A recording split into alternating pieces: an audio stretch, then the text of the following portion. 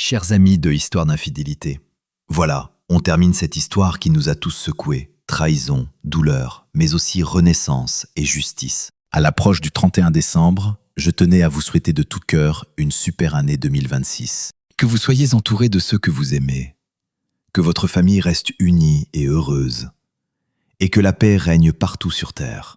Passez un réveillon chaleureux avec les vôtres, et que cette nouvelle année vous apporte du bonheur simple, vrai, au quotidien. Bonne année à tous. Prenez soin de vous. Imaginez, vous rentrez chez vous, et là, l'odeur d'un parfum masculin inconnu vous frappe comme un coup de poignard.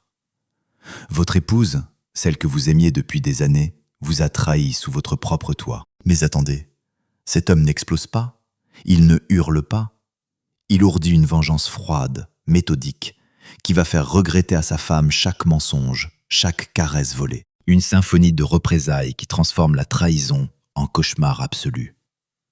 Ralentissons un instant. Cette histoire vraie, tirée des abysses de l'infidélité, va vous happer pendant plus d'une heure. Vous allez découvrir comment Arthur, avocat implacable, retourne chaque arme contre ceux qui l'ont poignardé dans le dos. Bienvenue sur Histoire d'infidélité, la chaîne qui révèle les secrets les plus sombres des cœurs brisés. Dans les commentaires, dites-nous de quelle ville vous regardez et combien de temps vous passez dans la rue aujourd'hui. Votre témoignage anonyme pourrait inspirer la prochaine histoire. Restez jusqu'au bout pour une morale qui vous glacera ou vous libérera. Un seul instant peut suffire à réduire une vie en poussière, à effacer des années d'amour et de confiance, à transformer un mariage solide en champ de ruines. Pour Arthur Morel, avocat pénaliste reconnu, cet instant prit la forme d'un message anonyme, porteur d'un abîme de trahison, celle de sa propre épouse, Caroline. Mais contrairement à ceux que la douleur consume, Arthur refusa de se noyer dans le désespoir ou de céder à une rage aveugle. Sa vengeance ne fut pas une explosion d'émotions incontrôlées, mais une œuvre méticuleusement composée, glaciale comme la banquise polaire.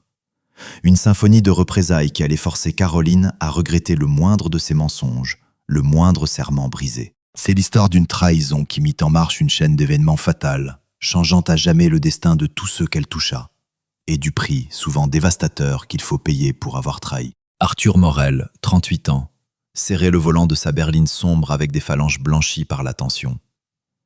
Il demeurait immobile, le regard fixé sur la porte d'entrée de sa vaste maison de campagne, à 1 heure de Paris. Il venait d'interrompre un voyage d'affaires crucial, rentrant 1 semaine plus tôt que prévu, après avoir reçu ce message anonyme qui insinuait l'infidélité de Caroline. Les mots de l'inconnu résonnaient encore dans sa mémoire, chaque syllabe, comme la lame d'un poignard pénétrant en plein cœur, laissait derrière elle une brûlure, une cavité froide et douloureuse. En sortant enfin de la voiture, Arthur sentit flotter dans l'air frais du soir un parfum masculin, étranger, mais distinctement perceptible. Sa mâchoire se crispa. Ses soupçons se nourrissaient de chaque pas qu'il faisait vers la maison. Il inséra la clé dans la serrure, la main légèrement tremblante, seul signe visible de la tempête qui grondait en lui. La porte céda dans un presque silence, et il aperçut Caroline, assise sur le canapé du salon. Ses yeux s'écarquillèrent de surprise, traversés un instant par une lueur de panique. « Arthur, c'est toi ?» s'écria-t-elle. Sa voix était trop aiguë, trop fausse, un ton qu'elle n'avait jamais employé auparavant.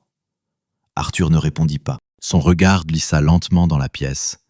Les coussins, visiblement remis en place à la hâte, trahissaient une agitation récente. L'odeur de ce parfum inconnu, plus présente encore, envahissait l'air comme un rappel cruel. Sans dire un mot, il monta à l'étage. Ses pas résonnaient lourdement sur l'épais tapis de l'escalier. La chambre révéla le reste. Les draps froissés, encore marqués par la chaleur de 2 corps. Une présence masculine évidente. Sur la table de chevet, une montre d'homme, luxueuse, l'attendait. Arthur la prit en main. C'était une montre suisse, élégante, sophistiquée. Un choix fait pour impressionner.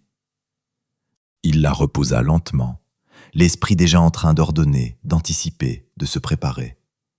Les années passées au barreau lui avaient appris à dompter ses émotions.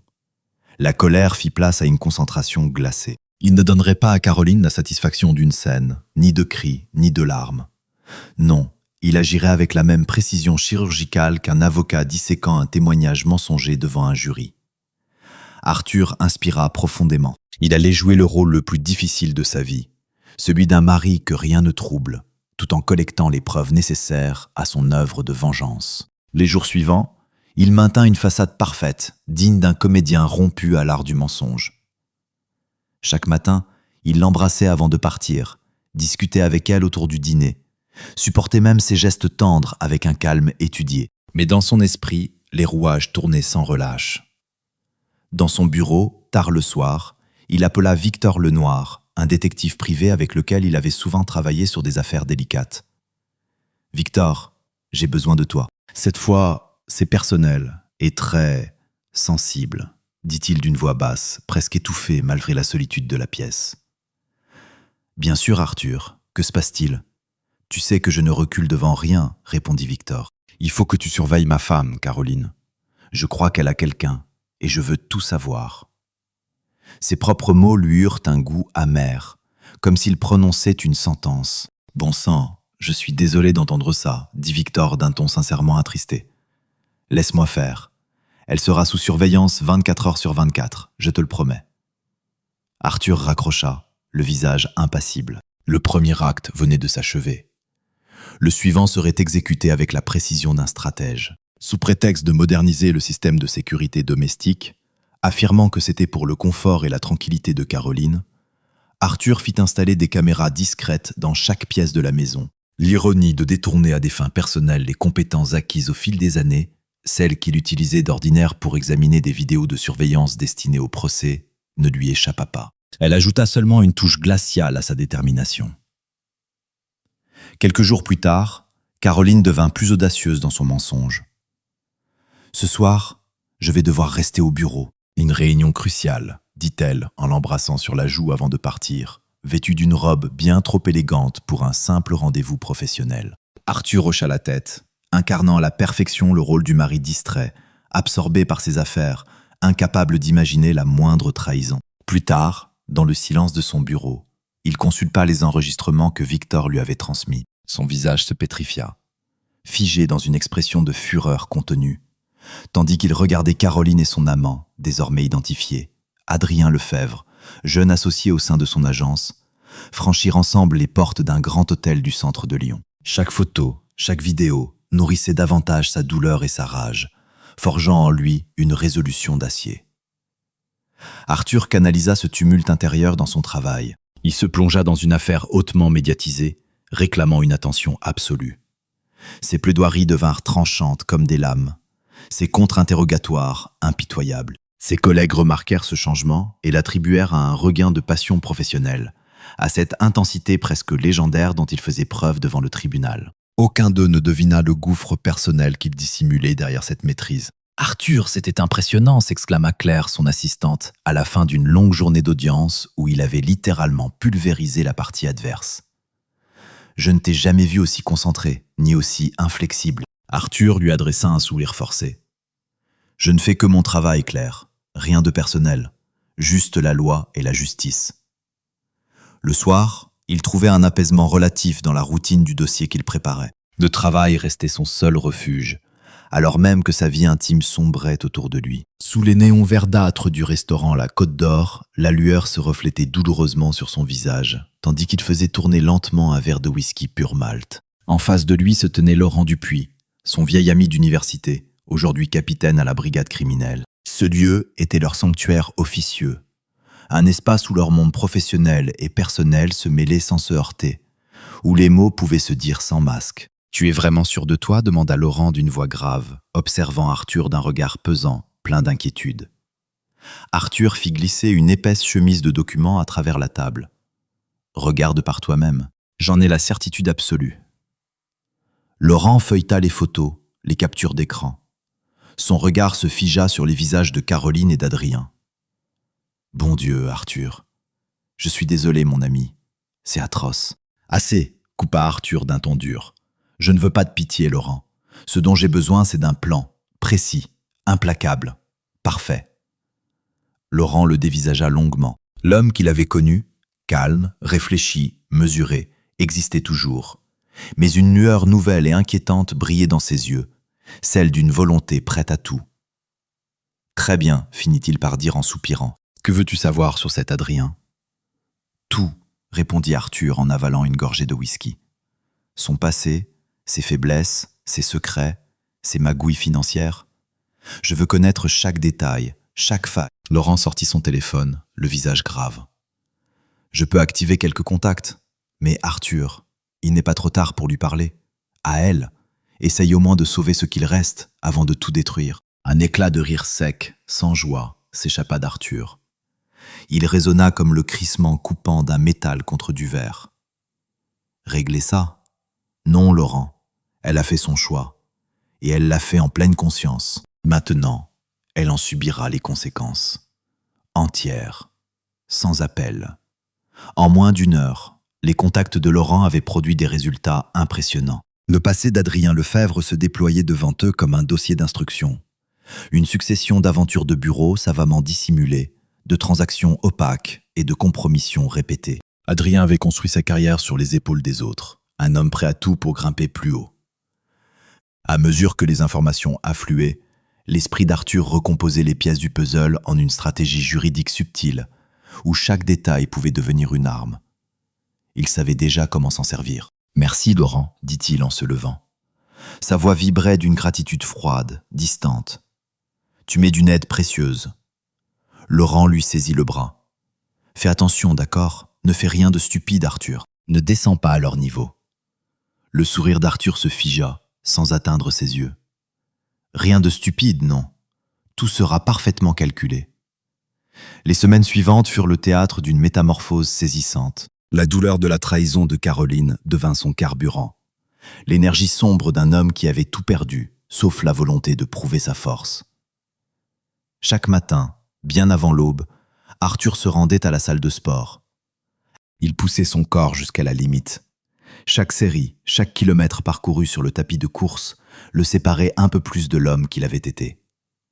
Ses épaules s'élargissaient, sa silhouette se sculptait. Son corps devenait le reflet de sa discipline intérieure, dur, précis, inébranlable. Au cabinet, il travaillait plus longtemps que jamais. Les affaires autrefois complexes cédaient sous la rigueur de son esprit analytique et de sa détermination. Les plaidoiries s'affûtaient, les juges s'inclinaient. Il négociait, renversait, convainquait. Ses collaborateurs admiraient cette énergie nouvelle, persuadés d'assister à l'apogée de sa carrière. « Tu brûles ces temps-ci, Arthur », remarqua un soir sa fidèle assistante, Claire, alors qu'il révisait un dossier avant une audience importante. « Je ne t'ai jamais vu aussi tendu, ni aussi efficace. » Arthur leva les yeux des dépositions, son regard de glace la paralysant un instant. « La vie est trop courte pour les demi-mesures, Claire. On donne tout, ou on ne commence même pas. » Pendant qu'il se réinventait, Caroline vivait, inconsciente de la tempête qui s'amassait. Sa liaison avec Adrien continuait, plus téméraire et moins prudente. Ses mensonges devenaient transparents pour quiconque savait où regarder. Un soir, alors qu'Arthur travaillait dans son bureau, Caroline entra, vêtue d'une chemise de soie ivoire. « Mon amour, dit-elle doucement, tu devrais aller te reposer. Tu travailles trop. Tu as besoin de sommeil. » Arthur leva les yeux. Son regard, froid comme le Mistral en plein hiver, la parcourut lentement. « Je ne suis pas fatigué, » répondit-il d'un ton tranchant, avant de reporter son attention sur l'écran. Le teint de Caroline se décomposa. L'inquiétude remplaça la douceur de son visage lorsqu'elle quitta la pièce, se sentant rejetée. Arthur esquissa un léger sourire, imperceptible. Tout se déroulait comme prévu. Très bientôt, il passerait à l'étape suivante. Assis dans son bureau, il fixait l'écran de son ordinateur. La lumière blanche du moniteur accentuait les angles de son visage amaigri. Après des semaines d'efforts et de silence, ses mains tapaient rapidement sur le clavier. En quelques manipulations, il vidait méthodiquement les comptes communs qu'il partageait avec Caroline. Une courbe ironique se dessina sur ses lèvres en voyant les chiffres diminuer. Ce n'était qu'un début. En quelques clics, il transféra la totalité des avoirs vers des comptes dont lui seul possédait l'accès. Ce geste n'avait rien à voir avec l'argent. Arthur avait toujours été le principal pourvoyeur du foyer. Il s'agissait de contrôle, de couper Caroline de tout ce qui représentait la sécurité après la trahison. La prochaine étape de son plan consistait à rencontrer Hélène Dubois, la meilleure avocate spécialisée dans les divorces du pays, réputée pour sa rigueur et son absence de pitié. Arthur l'avait affrontée plusieurs fois au tribunal, admirant sa précision chirurgicale. Cette fois, il comptait la mettre à son service. « Arthur !» salua Hélène d'une voix ferme en lui tendant la main. Son étreinte était assurée, sa posture droite. « Je t'avoue, dit Hélène Dubois en croisant les bras, je ne t'aurais jamais imaginé de ce côté du bureau. Toi, le champion de la stabilité, de l'ordre. »« La vie réserve ses surprises, » répondit Arthur d'une voix neutre. « Certaines sont simplement plus amères que d'autres et exigent des mesures radicales. » Ils passèrent la prochaine heure à discuter stratégie. Arthur lui exposa les preuves qu'il avait patiemment réunies. Les yeux d'Hélène s'écarquillèrent, trahissant une certaine admiration. « Tu t'es remarquablement préparé, nota-t-elle d'un ton professionnel, presque admiratif. « Je veux que tout soit rapide, décisif, impitoyable, » confirma Arthur. « Caroline ne doit pas en sortir indemne, pas même un instant. » Un sourire froid et carnassier se dessina sur les lèvres d'Hélène. « Je te garantis qu'elle ne le sera pas. Nous allons faire ça avec la perfection d'un scalpel. » Ayant posé les fondations juridiques, Arthur se concentra sur la phase suivante de son plan. Il passa un appel anonyme au service des ressources humaines de la société où travaillait Caroline, la voix habilement modifiée par un logiciel pour devenir méconnaissable. « J'ai des informations sur le comportement peu éthique d'un de vos employés, Adrien Lefebvre, dit-il d'un ton feintement inquiet mais ferme. Je crois que certaines irrégularités professionnelles et financières mériteraient un examen attentif. » La voix au bout du fil devint soudain très sérieuse. « Merci d'avoir pris la peine de nous prévenir. Nous allons ouvrir une enquête immédiatement.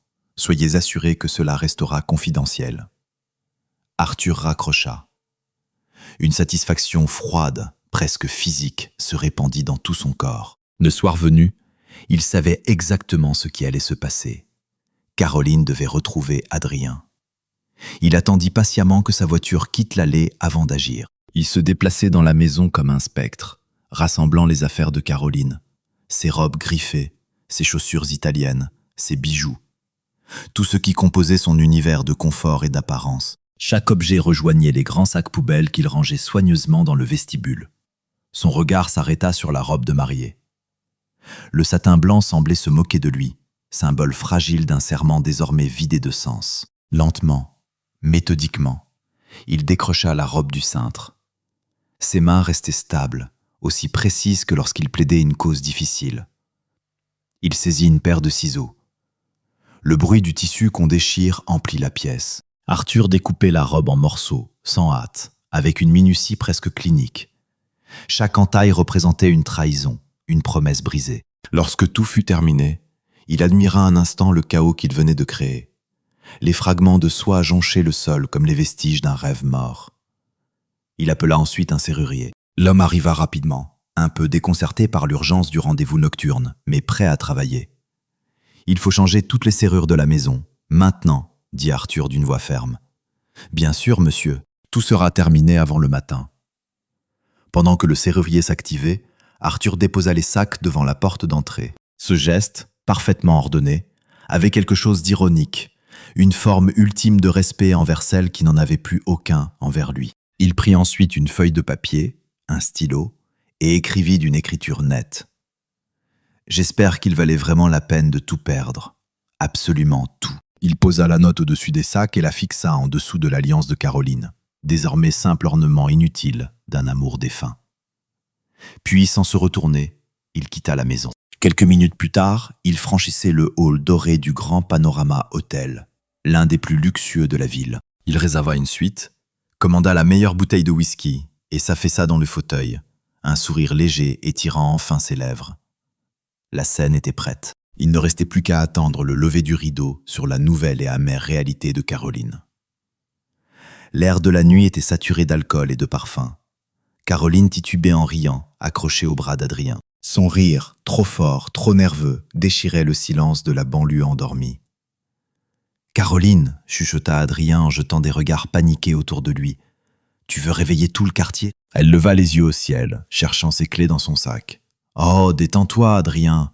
Arthur doit encore être enfermé dans son bureau, plongé dans ses dossiers. Il ne remarque jamais rien. » Mais à mesure qu'elle approchait de la porte, la légèreté alcoolisée céda la place à une lucidité glaciale. Devant elle, des sacs poubelles empilés, son trousseau inutile dans la serrure remplacée et une feuille blanche qui flottait au vent. « Qu'est-ce que... » murmura-t-elle. Son cœur se serra.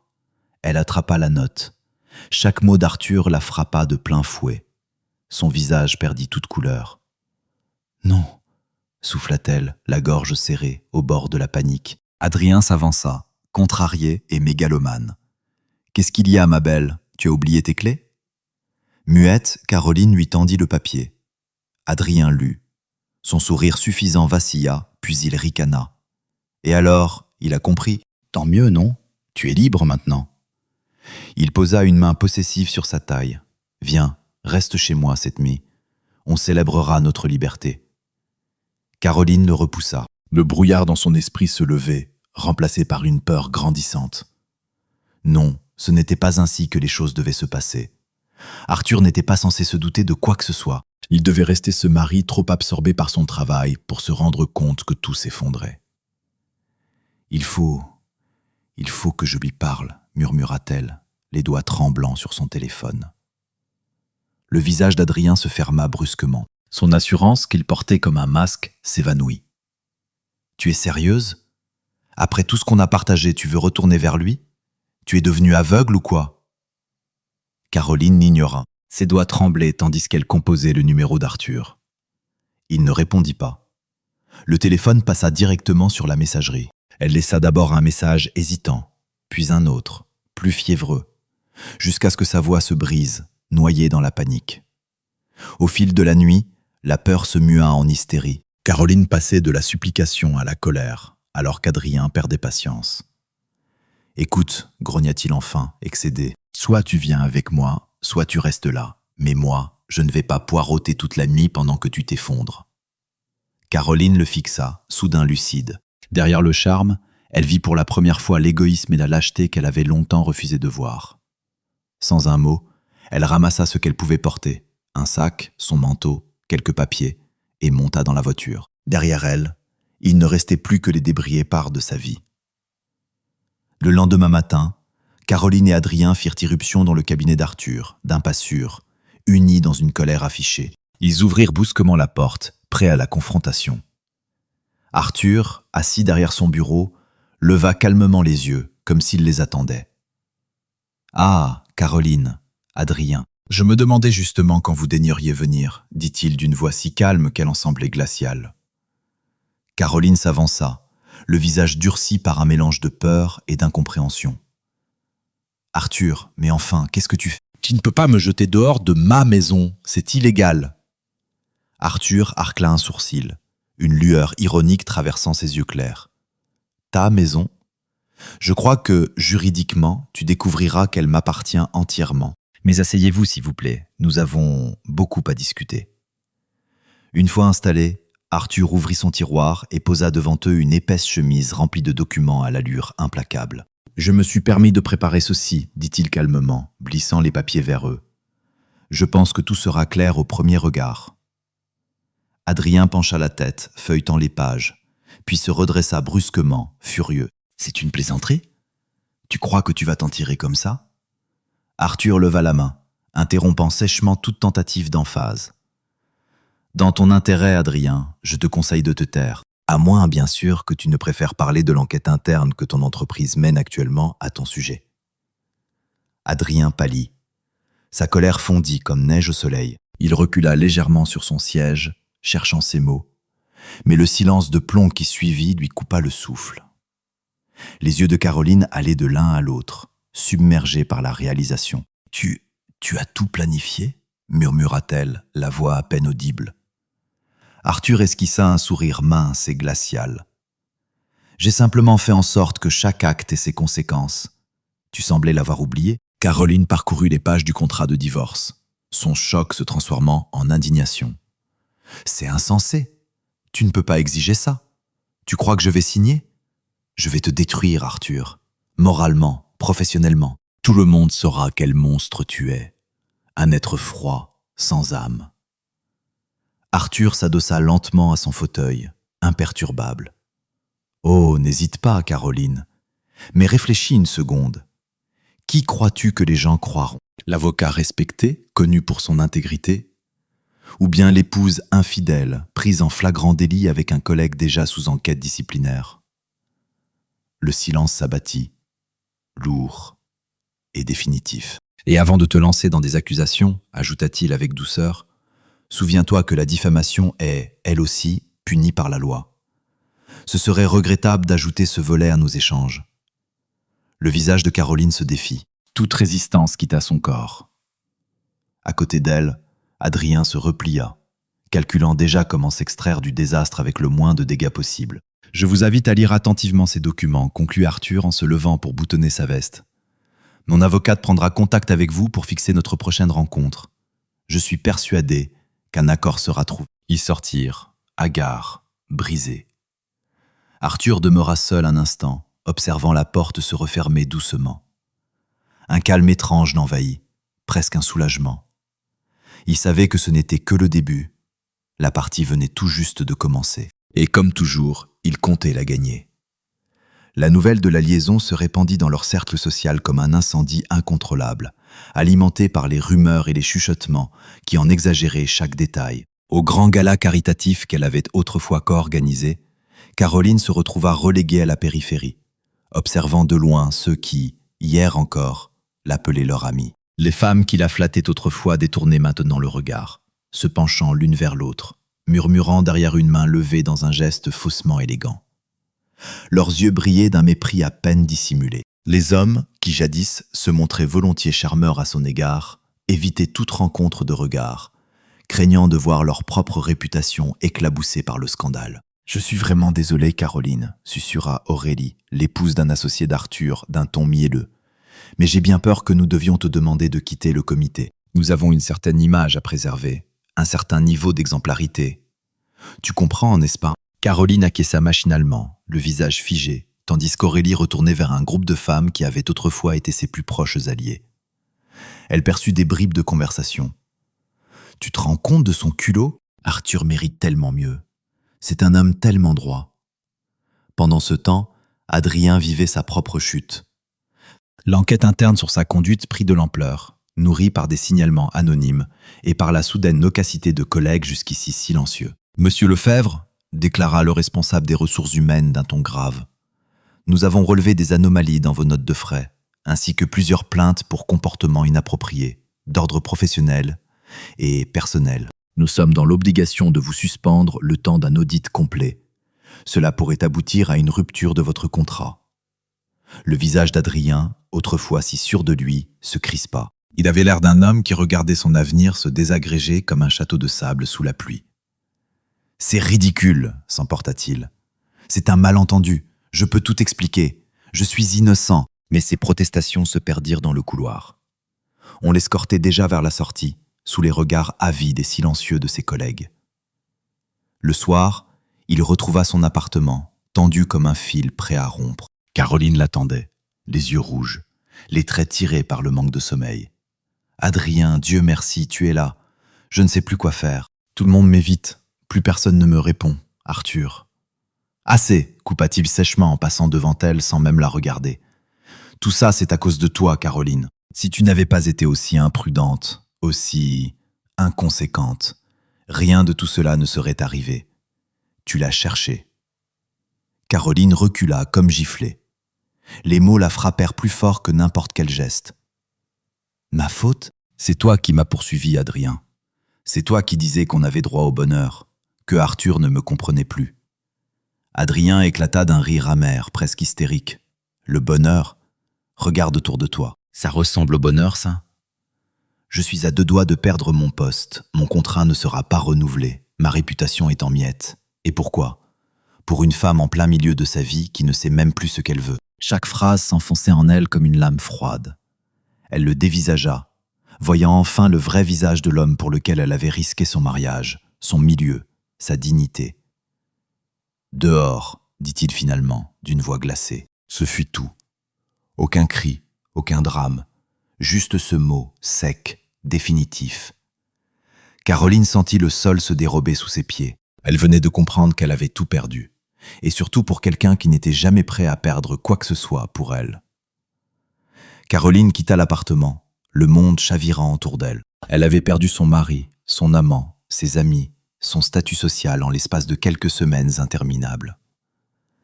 Elle erra sans but en taxi à travers la ville, avant de se retrouver devant la maison qu'elle avait autrefois partagée avec Arthur, désormais étrangère, inaccessible. Elle s'arrêta de l'autre côté de la rue, observant Arthur qui rentrait chez lui. Il avait changé, plus athlétique, plus assuré. Ses gestes étaient vifs, empreints d'une énergie nouvelle. Lorsqu'il franchit le seuil, une vague de nostalgie la submergea, un regret pour la vie qu'elle avait si stupidement jetée aux orties. Prise d'une impulsion, elle descendit du taxi et s'approcha de la porte. Sa main tremblait sur la sonnette, espérant un miracle. Arthur ouvrit. Son visage resta impassible devant son apparence défaite, ses yeux vides. « Caroline ?» dit-il d'une voix dénuée de toute chaleur, neutre comme un mur de pierre. « Que fais-tu ici? Tu n'as rien à faire chez moi. » Caroline éclata en sanglots, ses épaules secouées par des années d'émotions refoulées. « Arthur, je suis désolé, tellement désolé. J'ai commis une erreur impardonnable. S'il te plaît, parlons, comme des adultes civilisés. Peut-être pourrions-nous arranger les choses, recommencer, retrouver notre bonheur. » Un instant, quelque chose traversa le regard d'Arthur. Peut-être un écho de l'amour passé, des jours heureux, mais il s'évanouit aussitôt, remplacé par une froideur impénétrable. « Il n'y a rien à arranger, Caroline, » répondit-il calmement, la voix ferme comme le granit. « Tu as fait ton choix. Tu as tracé ton chemin. À toi d'en assumer les conséquences. »« Mais je t'aime !» supplia-t-elle, tendant la main vers lui. Arthur recula d'un pas. « Non, Caroline. Tu aimes l'idée que tu te fais de moi? Le mari prospère qui te offrait une vie confortable, sans jamais poser de questions. C'est fini. Tu as choisi Adrien, souviens-t'en. Retourne vers lui, ton sauveur. » « Adrien m'a abandonné, murmura-t-elle, la voix brisée, chargée de désespoir. Arthur esquissa un sourire amer, sans joie.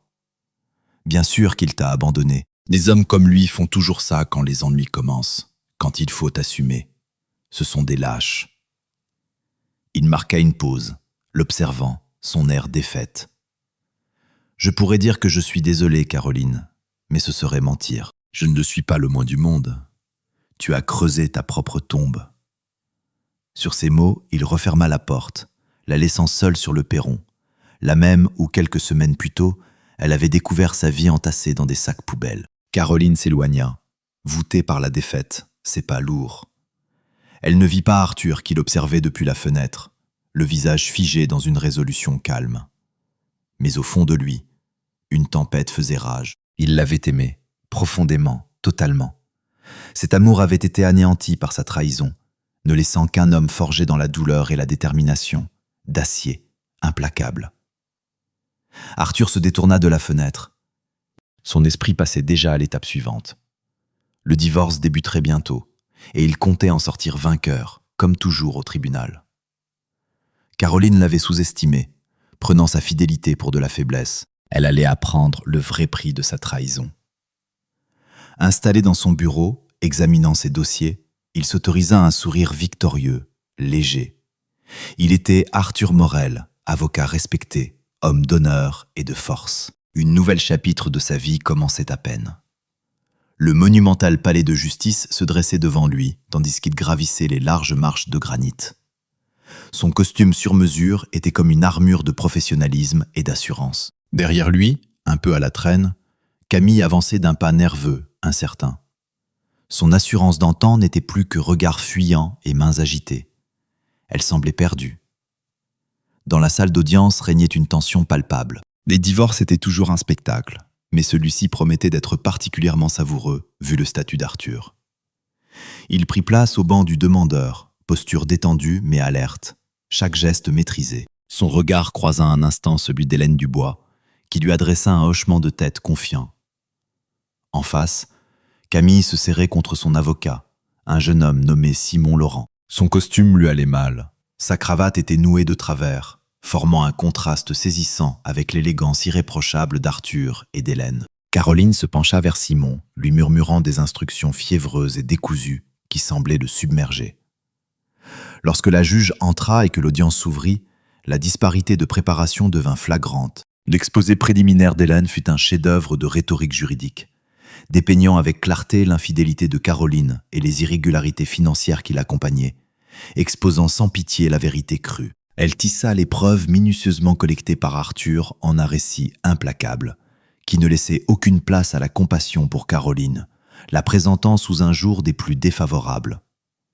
La réponse de Simon fut bien pâle en comparaison. Il bafouilla, tentant de dépeindre Caroline comme la victime d'un mariage sans amour, appelant à la pitié. Mais ses arguments s'effondrèrent face à la montagne de preuves irréfutables. Au fil de l'audience, les demandes de Caroline pour une pension furent systématiquement démolies. Hélène présenta des relevés bancaires révélant des virements suspects, des factures de cartes de crédit pour des hôtels de luxe et même des reçus pour des cadeaux onéreux. Tout cela lié directement à sa liaison avec Adrien. « Madame la juge », déclara Hélène d'une voix claire, assurée, incisive. « La demande d'alimony de Madame Morel n'est pas seulement infondée, elle est insultante. Les preuves démontrent qu'elle a détourné des fonds familiaux pour financer ses aventures extra-conjugales. Lui accorder une quelconque aide reviendrait à récompenser la tromperie, la trahison. » Le visage de Caroline se tordit de rage et d'humiliation, ses joues en feu. Elle se tourna vers Simon, sifflant entre ses dents. « Fais quelque chose, tu es censé me défendre, c'est pour ça que je te paie. » Simon remua mal à l'aise, conscient de sa défaite imminente. « Madame Morel, s'il vous plaît, j'ai fait de mon mieux, mais les preuves... » « Je ne veux pas entendre parler de preuves, » cracha Caroline, assez fort pour que tous l'entendent. « Gagne ton argent et obtiens ce qui me revient de droit. » La voix de la juge claqua, sévère. « Madame Morel, calmez-vous immédiatement ou vous serez tenue pour outrage à la cour. Ceci est votre dernier avertissement. » Caroline se rassit, fusillant Arthur du regard, débordant de haine. Mais Arthur demeura impassible, entièrement concentré sur les débats. Le clou de la journée fut le témoignage d'Adrien. Lorsqu'il prit place à la barre, son assurance habituelle avait fait place à une nervosité évidente. Ses yeux balayaient la salle, évitant obstinément Caroline. Hélène s'approcha, un sourire carnassier aux lèvres, comme un piège prêt à se refermer. « Monsieur Lefebvre, veuillez décrire à la cour la nature de votre relation avec Madame Morel. Comment cela a-t-il commencé ?» Adrien déglutit, la voix tremblante. « Nous avons eu une liaison. Ça a commencé il y a environ 1 an. Et qui en a pris l'initiative ?» Les yeux d'Adrien glissèrent vers Caroline, puis s'en détournèrent précipitamment. Caroline. Elle flirtait constamment au bureau, me proposait de travailler tard. Un soir, elle s'est jetée sur moi, et je n'ai pas pu résister. Un murmure parcourut la salle. Caroline se dressa à demi, le visage déformé par la fureur. « Espèce de menteur » hurla-t-elle. « C'est toi qui m'as couru après. C'est toi qui disais que je méritais mieux qu'Arthur. » La juge frappa du marteau. « Madame Morel, ceci est votre dernier avertissement. Une nouvelle interruption, et vous serez expulsée de cette salle. Je ne tolérerai pas ce comportement. » Caroline se rassit, tremblante. Adrien poursuivit, la dépeignant comme l'agresseur de leur romance, se dédouanant de toute faute. Il raconta en détail comment elle l'avait incité à falsifier des notes de frais pour masquer leur liaison, comment elle lui avait promis de quitter Arthur pour lui. À chaque mot, le dossier de Caroline s'effritait, se réduisant en poussière. À la fin du témoignage d'Adrien, la sympathie dans la salle d'audience était palpable. Mais elle allait à Arthur, l'époux trompé qui avait affronté la trahison avec une dignité inébranlable. Lorsque vint son tour de témoigner, Arthur incarna le calme absolu. Il parla avec clarté et mesure, exposant sa version des faits sans pathos ni appel à l'émotion. Les faits parlaient d'eux-mêmes, plus éloquents que n'importe quel discours. À la clôture de l'audience, l'issue semblait évidente, presque inéluctable. Arthur et Hélène échangèrent un regard de satisfaction contenue, tandis que Caroline et son avocat se concertaient dans un désespoir évident, cherchant une issue improbable. Devant le palais de justice, les reporters guettaient, leurs appareils crépitant comme des prédateurs. Arthur les ignora superbement, se contentant d'un sans commentaire poli. Caroline tenta de forcer le passage au milieu de la foule, sa maquillage ruisselant sur ses joues de larmes mêlées de rage. « Ce n'est pas fini » cria-t-elle à la silhouette d'Arthur qui s'éloignait. « Tu le regretteras. Je veillerai à ce que tout le monde sache qui tu es vraiment. » Ses menaces se perdirent dans le vide. Arthur partit la tête haute, conscient que la victoire était sienne, obtenue avec honneur. Au fur et à mesure que le divorce approchait de son terme, le désespoir rongeait Caroline de l'intérieur. Elle arpentait son appartement locatif, si loin du luxe qu'elle avait connu avec Arthur. Le téléphone collé à l'oreille, elle implorait.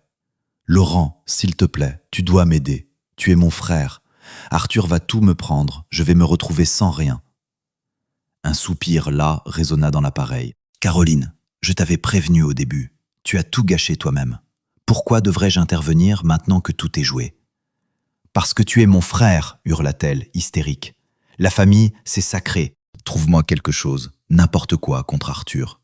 Il doit y avoir de la boue quelque part, j'en suis sûr. » Après un long silence, « D'accord, Caroline, je verrai ce que je peux dénicher.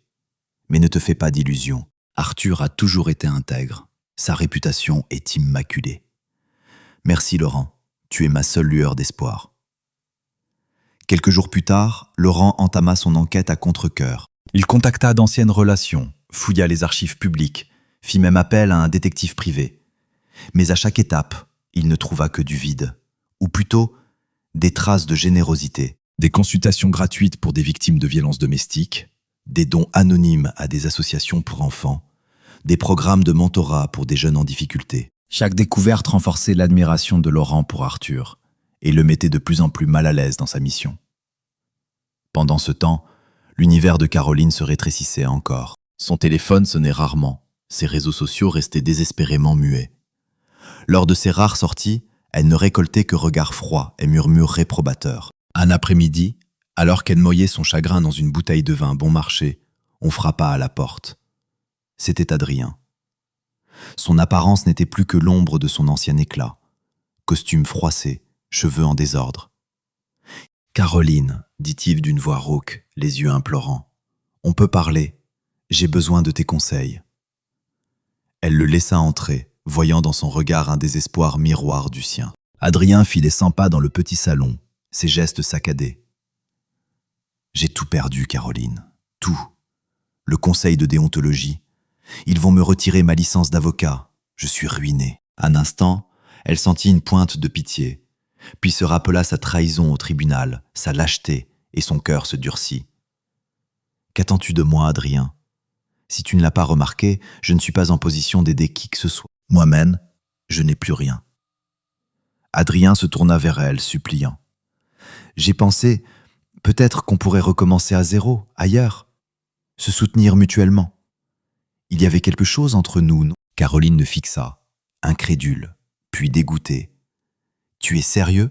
Après tout ça, après m'avoir poignardé dans le dos au tribunal, en mentant pour te sauver, tu crois qu'on peut effacer l'ardoise, qu'il y aurait quelque chose de vrai ? Je sais que j'ai merdé, admit-il, tendant la main vers elle. Mais c'était réel, non ? On peut le raviver, j'en suis sûr. » Elle se déroba. « Dors !» siffla-t-elle entre ses dents. « Et ne reviens jamais. » Tu n'es qu'un lâche pathétique, Adrien, incapable d'assumer ses actes, toujours à chercher des boucs émissaires. Lorsqu'elle claqua la porte, une étrange clarté l'envahit, comme si un voile se levait enfin de ses yeux. Pour la première fois, elle vit Adrien tel qu'il était vraiment. Non plus l'homme brillant et conquérant de ses fantasmes, mais un être faible, égoïste, lâche. Le lendemain, Laurent arriva chez Caroline, une épaisse chemise sous le bras. Son visage était sombre, marqué par une gravité inhabituelle. « J'ai de bonnes nouvelles et de mauvaises, Caroline, dit-il d'une voix sourde. Des bonnes nouvelles ? Tu as trouvé quelque chose ? Les mauvaises, ça ne t'aidera pas. Au contraire, ça va empirer les choses. Beaucoup. » Caroline se pencha en avant, le cœur partagé entre espoir et crainte.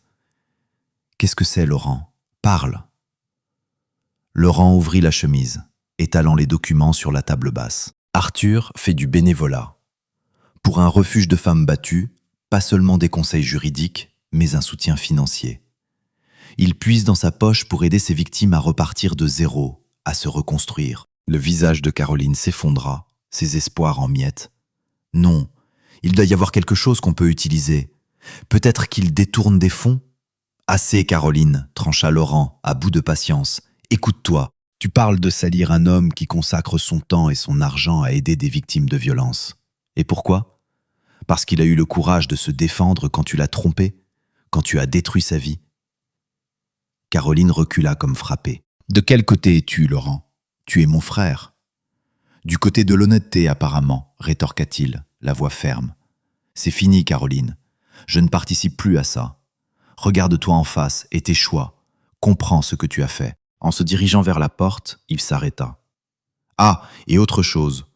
J'ai trouvé des traces d'actifs que tu as cachés. Comptes offshore, des arrangements douteux avec tes dépenses personnelles, frôlant la fraude. Je transmets tout à l'avocate d'Arthur. Hélène sera ravie. Tu ne peux pas faire ça, s'écria Caroline, la voix paniquée. Je suis ta sœur. Nous sommes une famille. Laurent la regarda avec tristesse et regret profond. Oui, tu es ma sœur, et c'est pour ça que je te donne un dernier conseil. Accepte ce qui arrive. Prends ce qu'Arthur propose, et serre-t'en pour te refaire une vie. Deviens meilleur, s'il te plaît. Il partit, la laissant seule avec la certitude qu'elle avait tout perdu, et qu'elle était désormais vraiment isolée. Le jour du verdict final, la salle d'audience était comble, chargée d'une tension électrique. Arthur siégeait au banc du demandeur, impassible dans son costume anthracite, symbole de sa volonté d'acier. À ses côtés, Hélène rayonnait de confiance professionnelle. En face, Caroline s'affaissait sur sa chaise, l'ombre pâle de son ancien éclat. Épuisée, brisée. Lorsque la juge entra, un silence absolu tomba. Connue pour son approche pragmatique et impartiale, elle balaya l'assemblée du regard avant de parler, d'une voix claire et autoritaire. Après examen minutieux des preuves et témoignages, la Cour est prête à rendre son jugement dans l'affaire de divorce des époux Morel. Caroline se redressa légèrement, une lueur d'espoir vacillant dans ses yeux. Arthur demeura immobile, le visage neutre, impassible. La Cour statue en faveur quasi unanime du demandeur, Arthur Morel. La répondante, Caroline Morel, est reconnue coupable d'adultère par liaison extra-conjugale. De plus, sa requête d'alimony est rejetée au vu des preuves de malversation financière pendant le mariage soumises à la Cour. La juge poursuivit, détaillant le partage des biens. Chaque point confirmait que Caroline repartait avec peu plus que ce qu'elle avait apporté au mariage. Privée de tout privilège, de tout luxe. Son ton se durcit en s'adressant directement à Caroline. Ses mots résonnèrent comme un verdict implacable. « Madame Morel, la Cour condamne fermement votre conduite, tant pendant votre mariage que durant ces procédures. Vos tentatives pour discréditer M. Morel ont été jugées infondées, voire mensongères, et vos manipulations financières répréhensibles. Acceptez cette décision et tirez-en les leçons pour avancer. » Un poids immense sembla s'envoler des épaules d'Arthur. Il serra la main d'Hélène, la remerciant pour son travail impeccable et son soutien indéfectible. En se préparant à partir, il aperçut Caroline. Elle se tenait seule, des larmes coulant sur ses joues tandis que la réalité l'écrasait définitivement. Leurs regards se croisèrent un bref instant. Celui de Caroline mêlait rage, regret profond et une prise de conscience décente de tout ce qu'elle avait perdu par sa folie. Arthur resta impassible, ni pardon, ni condamnation. Il inclina simplement la tête une fois, puis se détourna, refermant à jamais ce chapitre. En quittant la salle, Arthur fut entouré de visages amicaux, collègues, amis, et même d'anciennes relations de Caroline venues le féliciter. Leur respect était palpable. Parmi eux, Claire, sa fidèle assistante, s'approcha, les yeux brillants. « Félicitations Arthur, tu as traversé cette épreuve avec tant de grâce, de force et de dignité. » Arthur esquissa un sourire sincère, pour la première fois. « Merci Claire. Sans le soutien du cabinet et ton dévouement, je n'y serais pas arrivé. C'est une victoire collective. » Tandis qu'ils conversaient, personne ne vit Caroline dans l'ombre, le visage crispé de bitterness, témoin du respect et de l'admiration qu'inspirait Arthur, tout ce qui aurait pu être sien. Les mois passèrent et la vie reprit son cours. Arthur se lança dans le travail avec une énergie doublée. Sa réputation s'affermit grâce à la manière exemplaire dont il avait géré sa crise personnelle, en sortant victorieux. Ses engagements caritatifs s'élargirent, et il trouva une profonde satisfaction à aider les plus démunis, voyant les fruits concrets de ses efforts. Sa vie personnelle fleurit aussi. Sa relation avec Camille Lefebvre, neurochirurgienne talentueuse rencontrée lors d'un gala, s'approfondit avec le temps. Ils se marièrent 2 ans après leur rencontre, lors d'une cérémonie intime et chaleureuse. Leur amour reposait sur un socle solide, respect mutuel, valeurs partagées, compréhension profonde de leur dévouement professionnel. Ils se complétaient parfaitement. Ensemble, Arthur et Camille devinrent un couple influent dans les cercles philanthropiques de la ville. Leur nom évoquait la noblesse. Leur bal caritatif annuel pour un fonds d'aide aux victimes de violences conjugales devint l'événement mondain majeur, attirant les soutiens des plus hautes sphères. Ce moment revêtait pour Arthur une saveur aigre-douce, rappel des jours sombres de son divorce, mais aussi du bien qu'il accomplissait désormais. Claire, autrefois son assistante zélée, prospérait sous son mentorat. Grâce à son appui, elle obtint son diplôme de droit et gravit les échelons au cabinet, devenant une avocate affûtée et engagée. Junior associate prometteuse, elle forgeait sa réputation. L'admiration dans ses yeux pour Arthur s'était muée en respect profond et gratitude pour le rôle clé qu'il avait joué dans son ascension professionnelle. Laurent, frère de Caroline, rompit tout contact avec elle après le divorce. Ce choix, d'abord douloureux, lui apporta la paix avec les années. Conscient d'avoir agi avec droiture, il transforma cette épreuve en croissance personnelle, devenant un défenseur des pratiques éthiques dans son secteur, un homme de principe. Un soir d'automne clair, alors qu'Arthur et Camille marchaient main dans la main dans le parc des bords de Seine, près de chez eux, ils passèrent devant un banc où se tenait une silhouette voûtée, solitaire. C'était Caroline. Les ans l'avaient marquée durement, gravant amertume et déception sur ses traits. Un instant, Arthur ressentit une émotion indéfinissable. Non du regret ni de la nostalgie, mais une reconnaissance muette des caprices du destin et de l'inéluctabilité des conséquences. Camille serra sa main, le ramenant à leur bonheur présent. Poursuivant leur promenade, Arthur médita sur le chemin parcouru. La trahison qu'avait failli le détruire était devenue le catalyseur d'une existence plus riche, plus pleine qu'il n'aurait osé l'imaginer. Une vie gorgée de sens véritable. Tandis que le soleil se couchait sur l'horizon urbain, teignant le ciel d'or, Arthur Morel avançait vers son avenir. L'écho du passé s'estompait à chaque pas, se muant en murmures lointains, presque inaudibles. Il avait payé le prix de la trahison, mais en échange, il avait gagné une vie emplie de sens, d'amour et d'intégrité inébranlable. Un prix qui, au final, en valait la peine, car il en était sorti plus fort, plus sage et véritablement heureux.